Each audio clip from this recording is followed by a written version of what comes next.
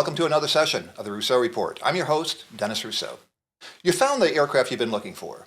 It's the right price, perfect interior, great complement of avionics, and you're told it's the cleanest aircraft in the fleet. Is it?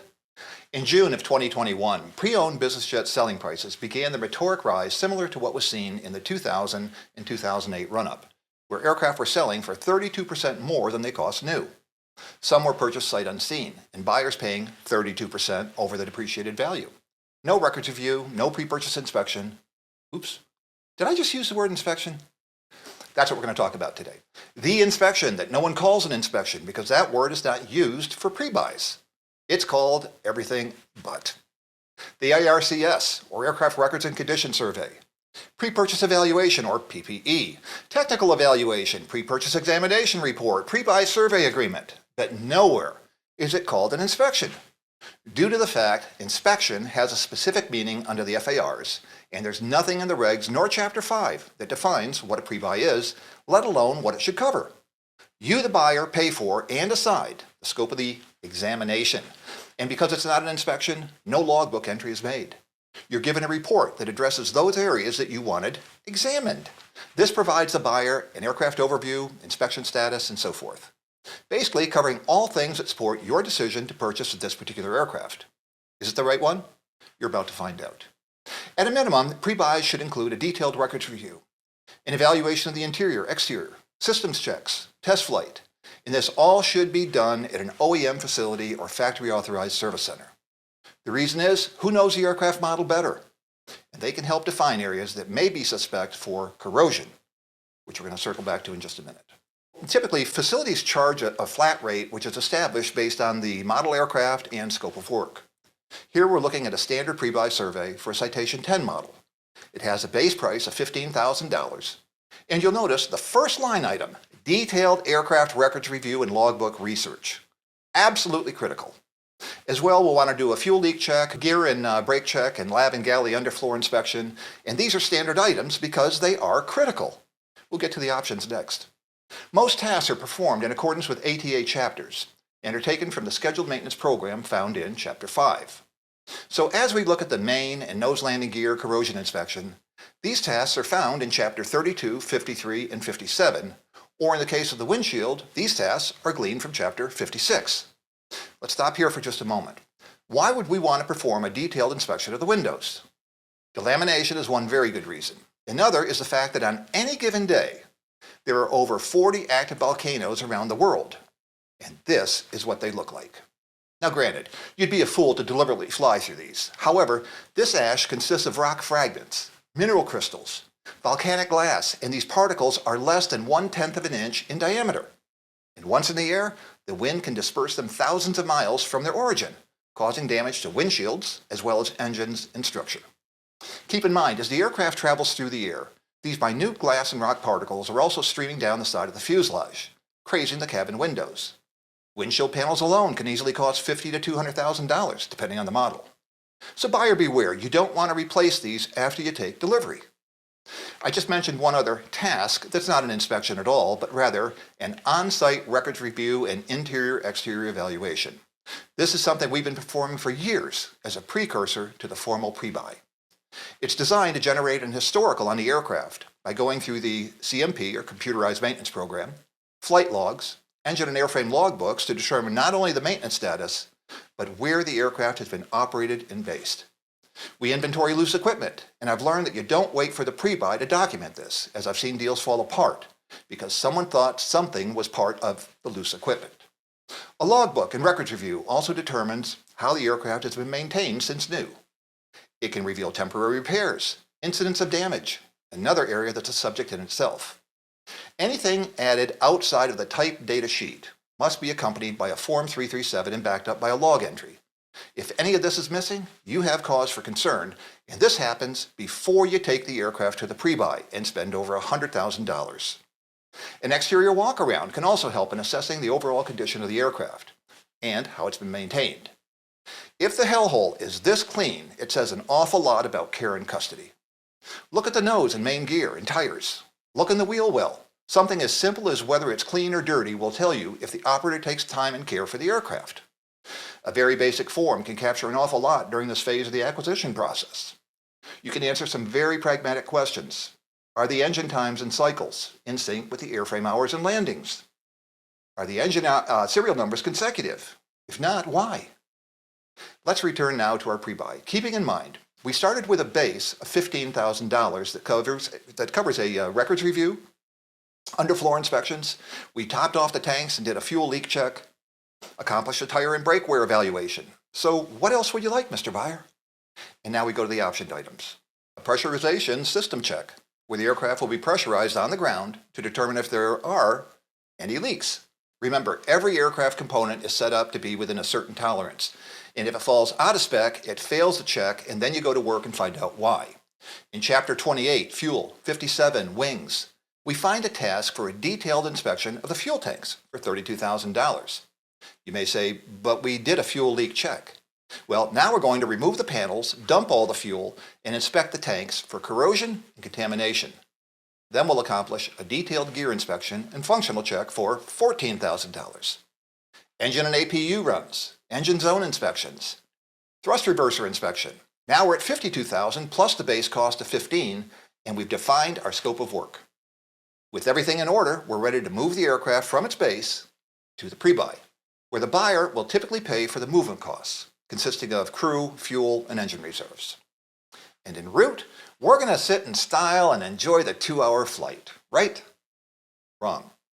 We have cockpit checks while we're holding for takeoff. Do we have any warning lights? Are all the gauges reading normal? Line up on the runway. Is everything displaying normally? Are the engines spooling up properly? Once en route, we find delamination on a display. Write it up, because you don't want to have to pay for it in 6 months. Like everything aviation, we use a checklist where we'll engage the water system for a pressure check, the cabin management system to ensure everything works, power outlets, air gaspers, interior lighting, galley equipment, phone system. The list goes on. While we're en route, let's take a more detailed look in the cabin. Pull out the tables. In this case, it was determined a couple table hinges needed to be replaced. Is it a costly item? You don't want to pay for it. Do all the seats operate as they should, or do the mechanisms need attention? Do the cabin monitors display properly? This is the time to find these things, because once the facility issues you a return to service, or RTS, and you take delivery, the deal is done. Once you arrive, ensure the flight log is filled out in its entirety, including any flight squawks, because this is the information that becomes part of the Aircraft Purchase Agreement, or APA. You've heard me mention corrosion a number of times. Just here in North America, if you're considering purchasing an aircraft that has been operated in any of the red areas, it's suspect for severe corrosion. Any of the cross-checked areas, moderate corrosion. Water or vapor containing salt combine with oxygen to produce the main source of corrosion in aircraft. The FAA even issued an advisory circular that addresses corrosion control for aircraft, and as you can see, inspection and treatment is the responsibility of the operator. The International Maintenance Review Board also issued a paper on corrosion definitions tied to maintenance operations, and there's another document that breaks it down further by the type of alloy, the extent it should corrode, and what to look for in appearance. Why are buyers concerned with aircraft that have been based in countries like China or India? Among other things, smog and pollution, or airborne chemicals and gases that are corrosive and prone to corrosion. Similar to the use of a APU exhaust shield. You have exhaust gases being emitted, and therefore we install shields to curtail corrosion. Another area is the engine afterbody, where the TRs or thrust reversers are located. Once again, the culprit is exhaust gas. When we input this Falcon 2000 into pre-buy, we requested a detailed inspection of the TRs. And surprise, at the 2 o'clock position, a fairly large section of corrosion was found. In this case, the facility mapped out the area and sent it to Dassault Engineering for assessment. Now, if this area were beyond limits, what would be the next course of action? Replace the afterbody. Cost? North of $500,000. Luckily, we were within tolerance and able to fix it. Now let's pause right here for a moment. In Chapter 78, a task is called out for an 1,800-hour visual inspection, which was complied with June of 21, with a detailed inspection of the TRs next due at 7,500 hours. Had we skipped this with the attitude that it was just inspected, we'd be in for a nice surprise. On the flight to the facility, we were getting a message on the crew alerting system. Intermittent nav to fail. So this was written up as a squawk. It was determined we needed a new VOR ILS data link module, as the aircraft is now grounded. We found there was one module available as an exchange. In other words, they send us a repaired unit, we send them ours in exchange. Now think about that for a minute. There are 401 Falcon 2000 EXs and 236 900 EZs in service, all having the same cockpit, and there's one serviceable unit available. Another reason for a records review is that we'll find items that are overdue. And this could be for a number of reasons.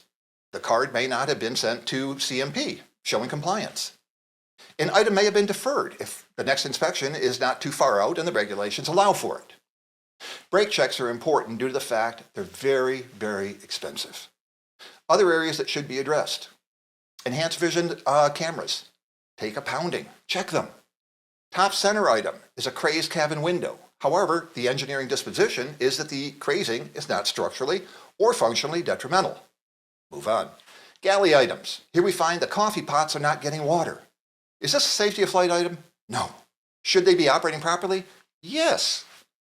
Another area that gets a bit tricky is when you're purchasing a foreign registered aircraft, because now we get into export C of A to return to N registry, which is not only time consuming but costly as well, keeping in mind you're going from one governing body, say for example EASA in the EU, to the US or FAA, and we now have issues of compliance in accordance with whatever the regulation may be. Let's return to the water issue. Top right item, a heavily corroded shower drain cup caused moisture to seep through the fiberglass. Next item, evidence of blue water stains underneath the aft lab service door. This is the time to find it. Manuals, and there are many, need to be current. If you have an older version, it needs to be updated. This write-up addresses a blue water spill under the aft tank on a Challenger 604. Estimate to clean it up? $25,000. Let's move on to engines. A combustion liner crack on a CF-34 engine. $75,000, and this is not a one-day repair. Service bulletins and airworthiness directives. Have them checked. You'd be glad you did. As a new aircraft enters service and goes through its life, operators are going to find things that need to be addressed, and the OEM or FAA may issue a service bulletin or airworthiness directive to rectify the issue. And unless you're on top of these, they can be overlooked. Depending on the type operation, will dictate when the aircraft has to be weighed. Make sure the numbers and log entries match. Every model aircraft has an hourly and calendar inspection schedule. In this particular case, a 1224 and 800/1600 hour was due, so we scheduled this in concurrence with the pre-buy. And at the end of the day, we want to receive a report that tells us everything we need to know to make an informed decision. At what cost? In this particular case, the buyer is responsible for $90,000 in pre-buy costs. The seller was responsible for over $200,000. As a side note, let this session serve as a precursor to a pre-buy, as there are many areas that we did not address, such as antenna corrosion, under-galley leaks, and the list goes on depending on the model aircraft. So now let's pack up the aircraft and deliver it to you, the new owner. Thank you for watching. I'm Dennis Rousseau with the Rousseau Report.